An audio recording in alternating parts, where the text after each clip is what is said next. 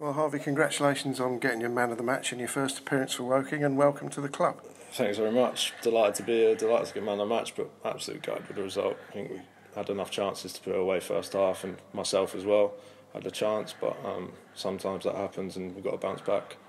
You may or may not be aware, I do an interview with Douse every Friday, which goes online on Friday nights, and in that he said that you probably would start today, and of course you did.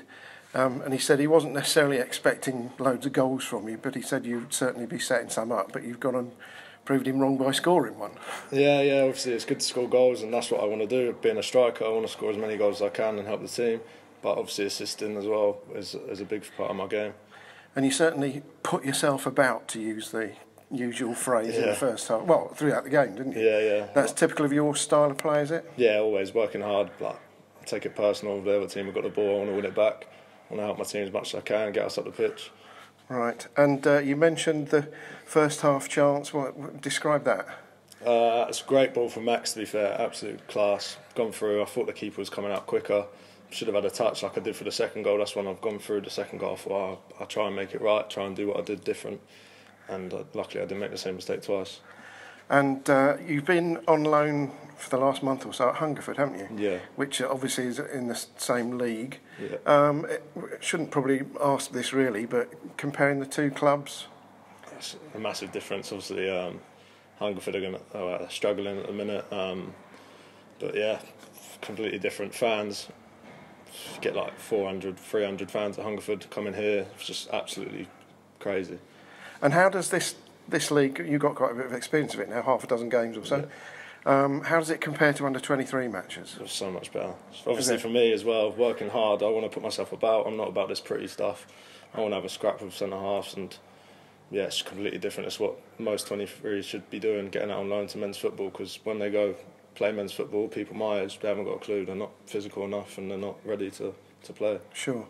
I mean, the under-23 teams that clubs have, they're in leagues and they play against each other, and you might have Oxford United versus Reading or something, for all I know, and people look at that from the outside and think, well, that's a proper game, but they're more like training sessions, aren't they? Yeah, it's just like you keep it for a bit, we keep it for a bit, and then no turnovers really, unless the ball goes off the pitch. You just keep it running back, and if a winger's wide, somehow it goes back to the goalie, and you think, across the ball.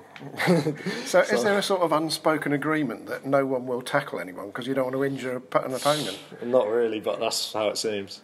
So yeah, that's why I said as soon as I joined Oxford, I wanted to go out on loan straight away.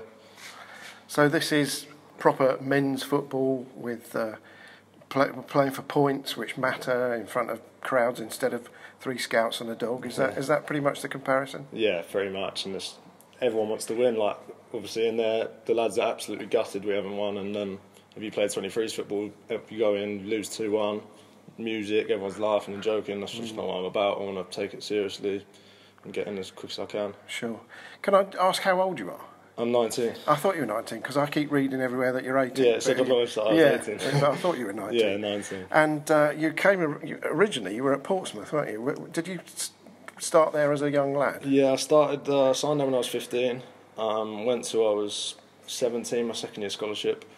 Signed for Watford on a first year pro, and then I played against Oxford United for Hungerford, where I was on loan already, and Carl Robinson, the gaffer, he really liked me and said he'd take me and give me a contract. So I've joined there with Armani and then went back on loan, and now I've ended up here and just hit the ground running. So did you know Denon Lewis at Watford? Yeah, I knew Denon. He come here, didn't he? You did, yes. Yeah, he said it was good. I remember him saying. Yeah, and he's up in the far north now. Up at Falkirk. Yes. Yeah, a bit different. I'm sure that'll be very enjoyable for him. Yeah. And you've got a rather famous dad, haven't you? Yeah. Go on, tell everyone who your dad is. Lee Bradbury, manager of Havant and Waterloo. And have you ever thought about the possibility of going and playing for your dad? We did speak about it, but I don't really want to. Not yet. I want to make my own name for myself. Sure. And not try, like, if I go there, play bad, everyone's just going to say you're there because you're old man. Yeah. Bit of a no-win. It'll be difficult because obviously my dad, I speak to him different to the other lads. It'll be hard to call him gaffer and stuff like that. So it's weird, but just try and stay away. Well, it has been done, Brian Clough and Nigel Clough. Yeah.